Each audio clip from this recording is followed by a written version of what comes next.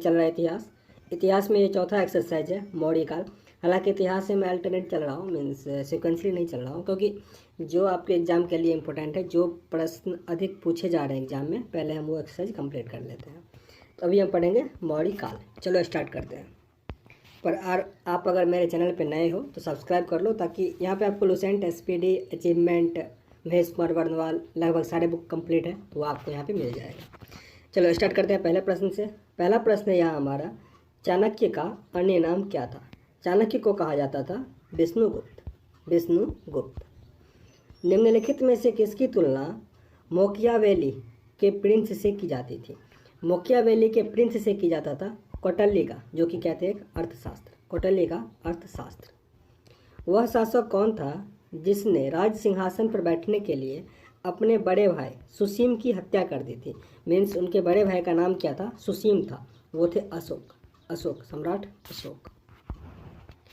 निम्नलिखित में से सम्राट अशोक की वह पत्नी कौन थी जिसने उसको प्रभावित किया था? वो थी कारुबाकी। अशोक ने अपने सभी अभिलेखों में एकरूपता से किस प्रकृत का प्रयोग किया है? वो प्रकृत था मगधी। यह काफ़ी इंपॉर्टेंट है। मागधी का प्रयोग किया गया था स्तंभ में या अभिलेखों में। बिंदुसार को कुचलने के लिए अशोक को कहाँ भेजा था? अशोक को भेजा गया था तक्षशिला।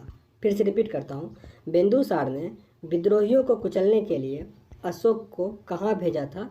ये भेजा गया था तक्षशिला। निम्नलिखित में से वह व्यक्ति कौन है जिनका नाम देवान पियादसी भी था? देवान पियादसी कहा जाता था मौर्य सम्राट अशोक को। मौर्य सम्राट अशोक को देवान पियादसी भी कहा जाता था।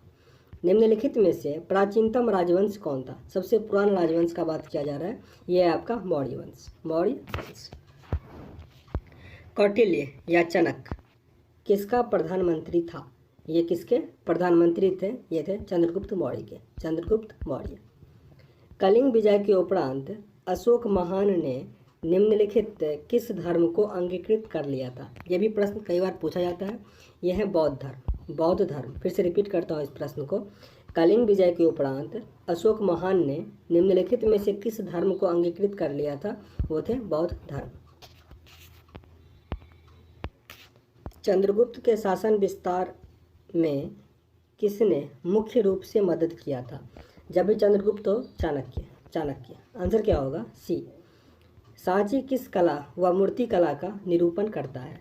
सांची करता है बौद्ध धर्म से। प्राचीन भारत का वह प्रसिद्ध शासक जिसने अपने जीवन के अंतिम दिनों में जैन धर्म को अपनाया था? जैन धर्म को अपनाया गया था चंद्रगुप्त मौर्य के द्वारा। चंद्रगुप्त मौर्य अंतिम समय में जैन धर्म को अपना लिए थे। ये धर्म से रिलेटेड प्रश्न जो है वो किसी भी स्टेट पीसीएस में अधिक पूछा जाता है, याद रखिएगा इसको। मौर्य साम्राज्य की स्थापना किसने की? मौर्य साम्राज्य की स्थापना की गई थी चंद्रगुप्त मौर्य के द्वारा। जो भी बौद्ध धर्म है या फिर जैन धर्म है, इससे प्रश्न काफ़ी अधिक आते हैं, तो इसको सही से पढ़ लेना। मौर्य साम्राज्य में प्रचलित मुद्रा का नाम क्या था? जो मौर्य समाज में चलता था वो उसका नाम था पन्न।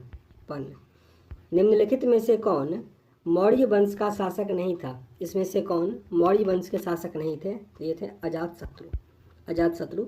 जबकि चंद्रगुप्त मौर्य, अशोक, बिंदुसार, ये सब मौर्य वंश के शासक थे। निम्नलिखित में से अशोक का उत्तराधिकारी कौन बना? ये भी अच्छा प्रश्न है, पर अधिकतर पूछे नहीं जाते। यह है कुणाल। अशोक का उत्तरदायी कौन बना? कुणाल। अशोक के बाद मौर्य वंश उतना इंपॉर्टेंट नहीं रहा। मुद्रा राक्षस के लेखक निम्नलिखित में से कौन से हैं? मुद्रा राक्षस के लेखक हैं विशाख दत्त। ये इंपॉर्टेंट है। मुद्रा राक्षस के लेखक विशाख दत्त के प्राचीन भारतीय नाटक मुद्रा राक्षस का विषय वस्तु क्या था? ये था एक आर्य राजकुमार और एक कविलाई महिला की प्रेम कथा के बारे में था। इसमें क्या था? एक आर्य राजकुमार और एक महिला के प्रेम कथा के बारे में इसमें दिया गया था मुद्रा राक्षस में, जिसके लेखक कौन थे? विशाखा दत्त। मालवा, गुजरात और महाराष्ट्र किस शासक ने पहली बार जीता था? ये शासक थे चंद्रगुप्त मौर्य। आंसर है यहाँ पे टी। किसने सहिष्णुता, उदारता और करुणा के त्रिविधि आधार पर राजवंश की स्थापना की थी। ये किया गया था अशोक के द्वारा। निम्नलिखित किस शहर में अशोक के शिलालेख नहीं है? शिलालेख नहीं है पाटलिपुत्र में, जबकि टोपड़ा, कंधार और गिरनार इन सब जगहों पे अशोक के शिलालेख हैं। अर्थशास्त्र के लेखक समकालीन था। अर्थशास्त्र के लेखक कौन थे? मीन्स चाणक्य लिखा था अर्थशास्त्र, जो कि राजनीति शास्त्र से संबंधित था। ये किसके समकालीन थे ये पूछा जा रहा है। ये चंद्रगुप्त के शासनकालीन थे। नंद वंश के पश्चात मगध पर किस राजवंश का शासन किया? किस राजवंश ने शासन किया? मौर्य वंश ने। मौर्य काल में शिक्षा का सर्वाधिक प्रसिद्ध केंद्र कहाँ था? तक्षशिला। याद हो तो चाणक्य जो थे यहीं के शिक्षक थे, तक्षशिला के गुरु थे। मेगास्थनीज की पुस्तक का नाम क्या है? मेगास्थनीज की पुस्तक का नाम क्या है जो मेगास्थनीज ने लिखा? ये था इंडिका। आंसर है डी। जिसने ग्रंथ में चंद्रगुप्त मौर्य का विशिष्ट रूप से वर्णन किया वो कौन था? विशाखा दत्त। आंसर क्या है? सी। वह स्रोत जिसने पाटलिपुत्र के प्रशासन का वर्णन उपलब्ध है, मीन्स कहाँ पे पाटलिपुत्र के प्रशासन का वर्णन उपलब्ध है, वह क्या है? वह है इंडिका। अशोक के शिलालेखों में प्रयुक्त भाषा है, मीन्स उसका जो शिलालेख है वो किस भाषा में लिखा गया है? ये काफ़ी अच्छा प्रश्न है। प्राकृत भाषा में। देख लो सारे प्रश्न बीपीएससी के हैं। मौर्य वंश से सारे प्रश्न जो आते हैं वो पीसीएस में पूछे जाते हैं।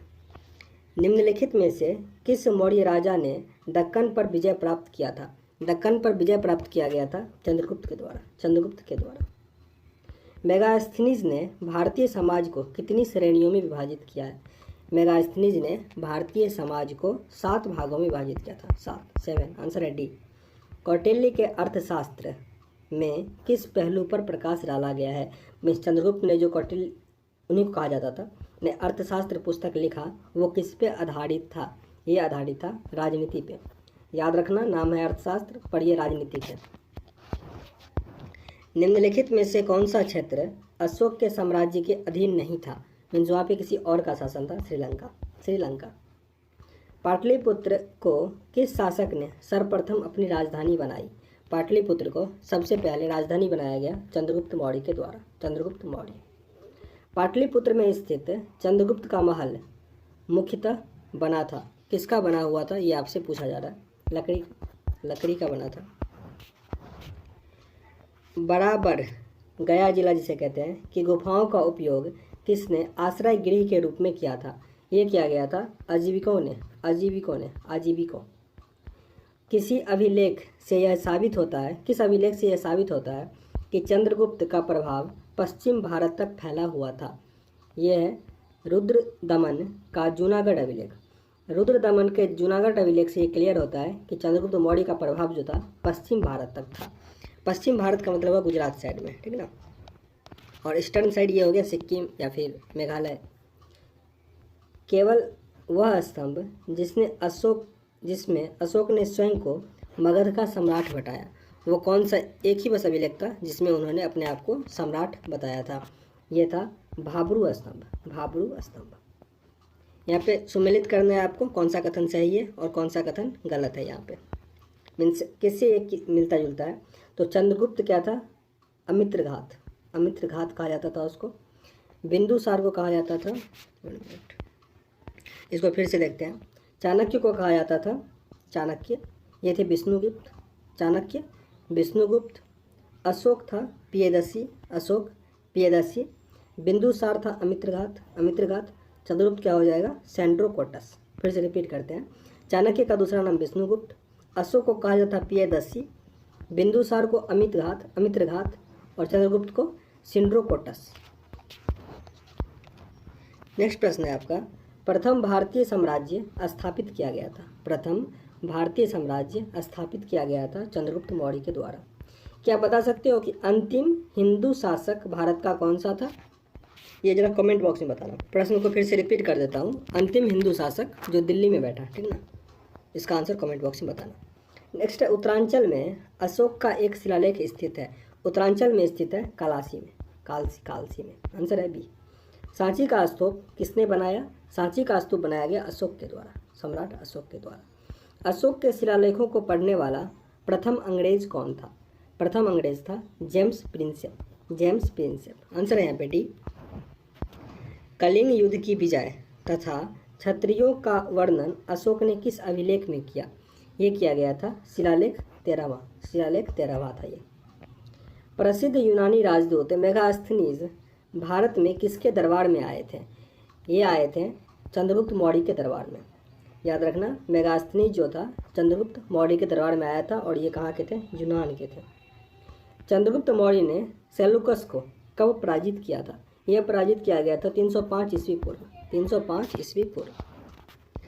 निम्नलिखित में से कौन सा राजा प्रायः जनता के संपर्क में रहता था? जनता के संपर्क में रहता था अशोक। अशोक ने 261 ईस्वी पूर्व में कलिंग को जीतने के बाद क्या किया? एट फर्स्ट उन्होंने क्या किया था? धर्म परिवर्तन कर लिया था। ये तो क्लियर ही है। तो भारी रक्तचाप को देखकर युद्ध नीति को सदा के लिए त्याग दिया और इसी के कारण वो धर्म परिवर्तन भी किया था। आंसर क्या है? सी। अशोक के अधिकांश अभिलेख किस भाषा व लिपि में थे? तो अभी हम क्या पढ़े थे? वो क्या था? प्राकृत लिपि में था और वो ब्राह्मी लिपि। प्राकृत और ब्राह्मी लिपि काफ़ी इंपॉर्टेंट प्रश्न है, इसको नहीं भूलिएगा। किस ग्रंथ में चंद्रगुप्त मौर्य के लिए विशाल निम्नकुल शब्द का प्रयोग किया गया था? ये प्रयोग किया गया था मुद्रा राक्षस में। मुद्रा राक्षस में। आंसर क्या है? सी।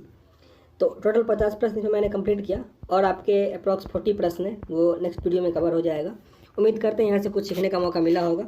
अगर अच्छा लगा हो तो लाइक कीजिए, नहीं पसंद आया हो तो डिसलाइक कीजिए, पर कारण जरूर बताइए ताकि हम वीडियो को इम्प्रूव कर सकें।